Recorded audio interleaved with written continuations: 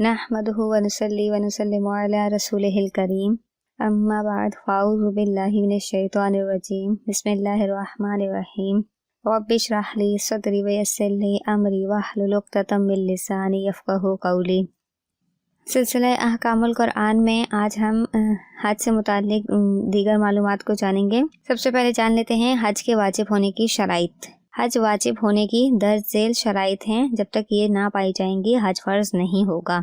मुसलमान होना, बालिग होना, आकिल होना, आज़ाद होना, तंदुरुस्त होना, सफ़र ख़र्च का मालिक होना और सवारी पर कादिर होना, वक्त का पाया जाना और औरत के लिए महरम का साथ होना, ये हज के वाजिब होने की शराइत हैं। इनमें से कोई भी अगर नहीं पाई जाएगी फिर वो हज उस पर वाजिब नहीं होगा। हज की अक़साम की बात की जाए तो हज की 3 किस्में हैं, इफ़राद, तमत्तु और किरान। हज इफ़राद कहते हैं कि सिर्फ हज का एहराम बांधा जाए। तमत्तु यानी पहले उम्रे का एहराम बांधा जाए, फिर उम्रे के एहराम से फारिग होने के बाद उसी सफ़र में हज का एहराम बांधा जाए, मतलब अलग अलग एहराम बांधना।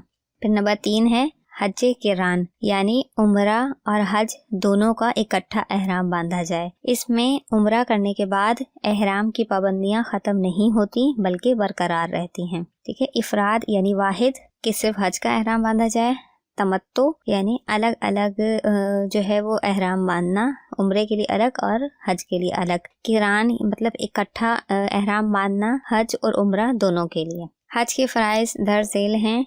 नंबर 1 एहराम के ये शर्त है, ठीक है, एहराम के बगैर हज नहीं होगा। नंबर 2 वुकूफ़े अरफा, यानी 9वीं ज़िलहज्जा के आफताब ढलने से 10वीं ज़िलहज्जा की सुबह सादिक से पहले किसी वक्त अरफात में ठहरना, ये फ़र्ज कहलाएगा। नंबर 3 तवाफ़े ज़ियारत का अक्सर हिस्सा, यानी 4 फेरे। तवाफ़ के जो फेरे हैं उनमें से 4 जो हैं वो क्या कहलाएंगे, फ़र्ज। ये वुकूफ़ अरफा और तवाफ़ ये दोनों जो हैं वो हज के रुकन में शामिल होते हैं। नंबर 4 है नियत, ज़ाहिर बात है हज की नियत करना।